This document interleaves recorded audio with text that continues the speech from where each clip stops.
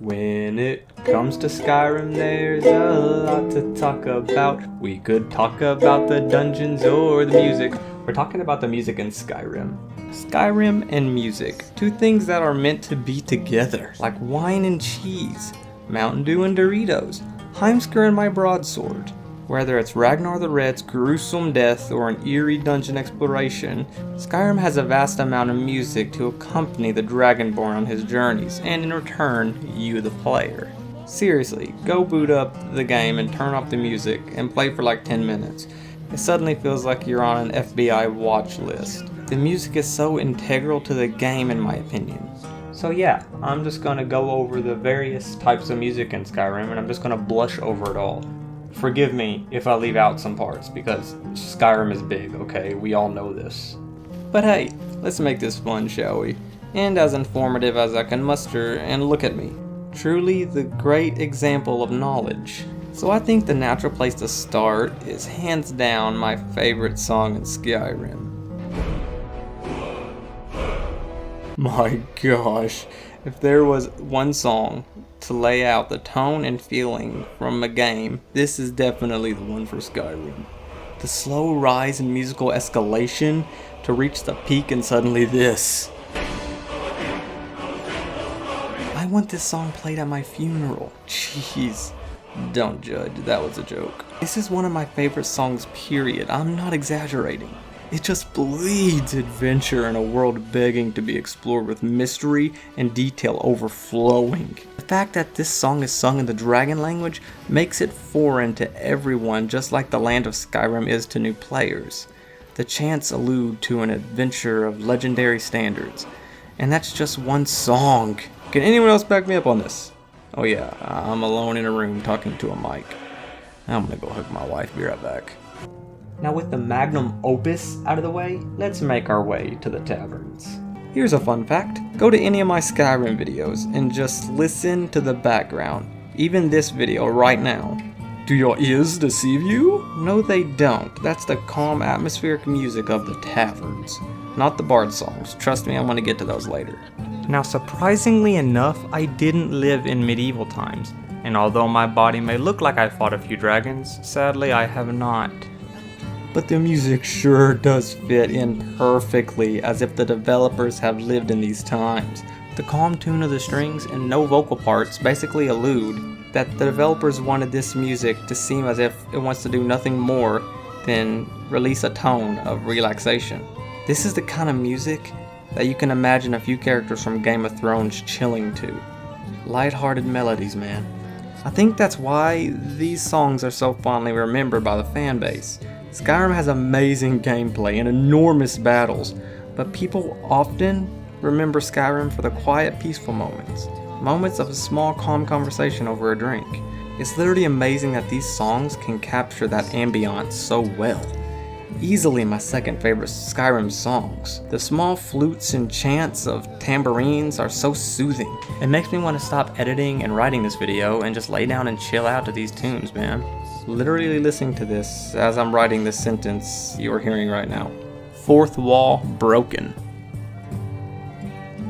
Okay, now let's turn our way to the darker parts of Skyrim. Rule 30? Nope, not even gonna finish that sentence.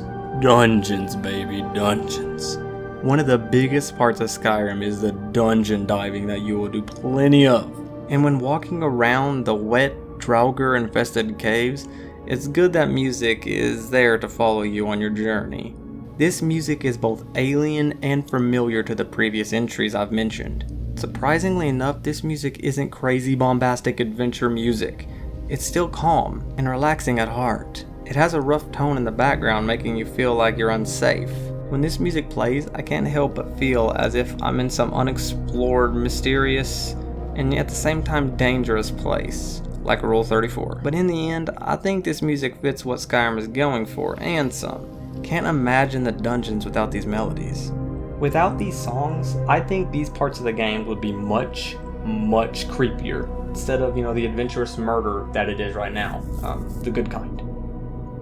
But there is still more to discuss, obviously. My work is not done yet. Anyway, daytime, baby. Oh, the music that will accompany you during most of the time, let's be honest. We aren't spending most of our time in dungeons and taverns, it's spent running.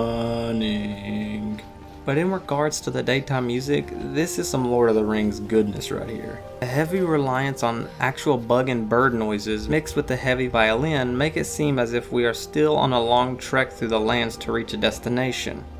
Because that's 90% of Skyrim with the random 3 wolves who think that they are going to do anything against a godborn. Like all of the other music we have listened to, it relies on the idea of peace and serenity. Bethesda knew we would spend most of our time with Skyrim relaxing, running along a trail, or going through the woods during the day, you know? And they let it show with their music rather than with our wallets. I don't want to get into this. Oh, how the great have fallen. This is good music to have with you. Pretty good mix of tavern music ideas and the stuff I said before about the Song of the Dragonborn. Good bassline songs here, I believe. It's not a bad thing at all.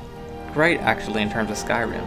This is music that is meant to be accompanied by the horse trots or your character just running along a wooden path or a stone path. Anything to do with normal noises of Skyrim without the battles, it's meant to accompany this music and just blend well and create new tunes. It really is a new melody when you're running across the rift and you hear the song accompanied by the wet footsteps of the swamps. Now we turn the clock to the nighttime. This is where it gets way more different than the large majority of the music we have discussed. They use a decent amount of vocals in these, mainly to convey the idea of unknowingness. We don't need birds, but instead more and more insects to show the moonlight feeling. And the small hums and soft, and I mean very soft music shows us the calmness of the night. Above all else in Skyrim, even more than the days, these songs truly want you to feel like you're about to fall asleep at your computer screen. I think that's the takeaway to the large amount of the ambient noises in Skyrim, is the idea that they want you to feel like you are in the world rather than just wanting to go to the next battle. They want you to immerse yourself in this land and truly enjoy what they have laid out for us in this detailed world. These are most people's favorite songs in Skyrim. And it's no surprise. If you're just trying to go to bed, these are the perfect songs to play just to help yourself fall asleep. Seriously, the next time you're having trouble going to sleep, pop these tunes on, man. It's literally like rain hitting a tin roof. I don't like running around at night, personally, but that's just me. However, just like water levels, the nighttime has some of the best music. Water in Skyrim video next, baby. That video would suck. Now in terms of battle music, I don't want to focus too much on it because it does what it does well and speaks for itself, let's be honest right here. It's amazing for Skyrim and its tone. I so heavily mentioned a lot in this video how they go for calm nature, the battle's the complete opposite. The strong drums and chants rely on the idea of battle taking place on the grand scale. This is made so that the sounds of combat blend so well and mixes with it, just like the footsteps of the night and daytime tunes. Battles in Skyrim need something like this to make it go above and beyond, and it blends so well with the other songs, especially the dungeon music. It just slides right into that battle music like it's no one's business. Battles in Skyrim don't last as long as, say, running to Riften from Whiterun rather than taking the carriage because I have a few free hours and what else am I going to do? So the battle music is meant to be handled in quick bursts. Overall, great stuff. Bards, baby bards. I've said baby a lot in this video now that I think about it. Who cares, not me. This is a phenomenal idea to implement a game so much with story and atmosphere oozing from it. These songs tell the state of Skyrim on a political level and how the people are handling it. It also consists of fairy tale-esque songs like Ragnar the Red, which is just a small story. Bards are found in taverns, and their music, along with the standard tavern music, bleeds Skyrim in every way. These are the only songs in the game other than the theme song that has words in it. Skyrim has a lot of This is kinda needed to ground the game from a place of accompaniment to the realm of reality, so to speak. But Ragnar the Red is still my favorite Bard song. Fight me, homeboy. No, seriously, please don't. I'm fragile. Oh wait, I mean, look at this. I totally look like I fought dragons, like I said earlier. Are they gone? Can I come out now? That's all the songs I'm gonna cover in this video. Now it may seem like a lot, but it isn't near as much as there actually is.